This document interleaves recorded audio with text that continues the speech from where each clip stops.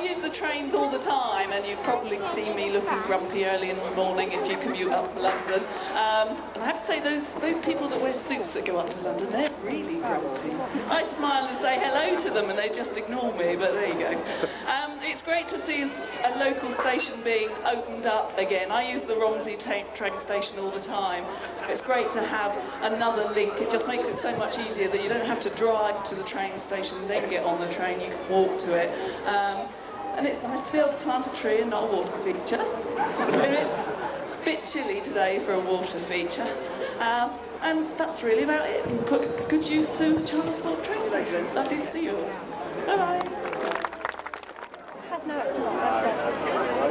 That's the other one, isn't it?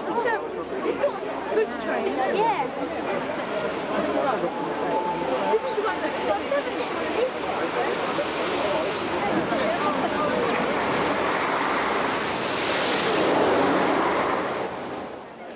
Here, isn't it? Get back.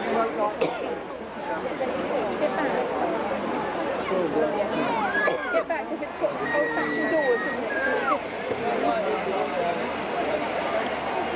Sorry.